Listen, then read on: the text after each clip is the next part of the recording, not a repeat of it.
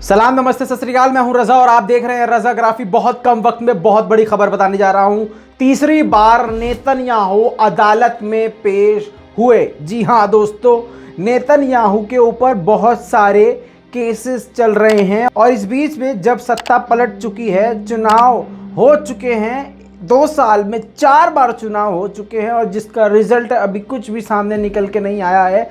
और वहाँ पर मैं इससे पहले आपको कुछ और बता देता हूँ आपको कि इजराइल के हालात बेहद ख़तरनाक हैं और बेहद ख़राब हैं।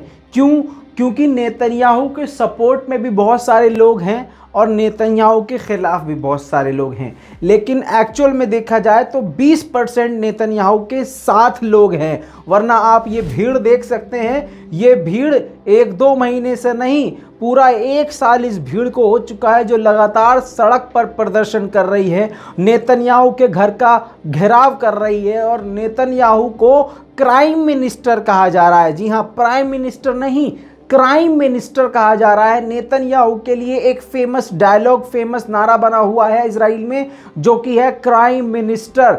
और आपको बता दूं कि जो 20% लोग हैं वो 80% लोगों को निशाना बना रहे हैं और ताना तानी का माहौल बना हुआ है। दंगे आए दिन इजराइल में हो रहे हैं और आप समझ लीजिए ये अल्लाह का अजाब है।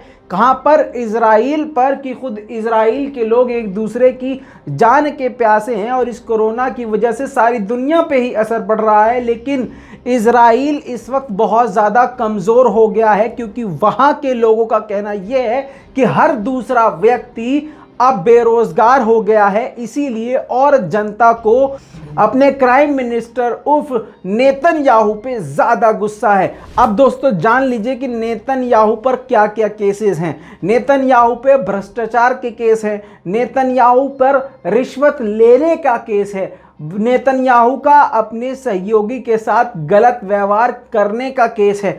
एक सबसे बड़ा केस निकल के आया है कि मीडिया को पैसे डॉलर देके अपनी पॉजिटिव रिपोर्ट चलवाने के लिए भी दोषी पाया गया है और इसी सिलसिले में इनको तीसरी बार पेश होना पड़ा है अदालत में।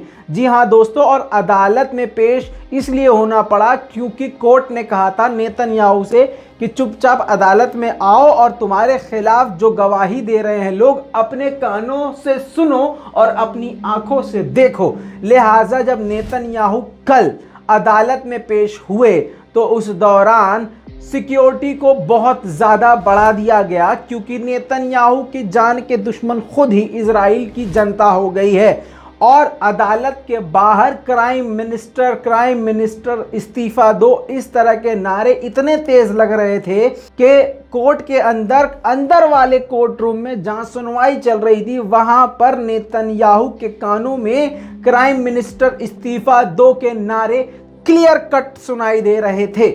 दूसरी तरफ बाहर जो भीड़ इकट्ठा थी उसमें से उनके समर्थक भी थे और उनके विरोधी भी थे, जिसकी वजह से बाहर का माहौल बहुत ही खतरनाक बना हुआ था। इस वक्त बहुत ही बुरा हाल इजराइल का है। सुबह हो या शाम वहां पर हमेशा खींचातानी चल रही है और नेतन्याहू का हाल धोबी के गधे जैसा हो रहा है, न घर का न घाट का, यानी पूरी दुनिया में उस पर थूका जा रहा है और वहीं पर उन्हीं के मुल्क के लोग उस पर थूक रहे हैं। दोस्तों सत्ता भी हाथ से जा चुकी है और विशेषज्ञों का कहना यह है कि आगे काफ़ी लंबे समय तक के लिए ये राजनीति में से नेतन्याहू गायब हो सकते हैं और अगर एक भी केस साबित हो जाता है और अगर कार्रवाई हो जाती है तो नेतन्याहू पूरी तरह से बर्बाद हो जाएंगे। दोस्तों इस पूरी रिपोर्ट पर आपका क्या कहना है कमेंट में लिखना मत भूलिएगा। इस लाल बटन को दबा के चैनल को सब्सक्राइब जरूर कर लीजिएगा और इस वीडियो को भैया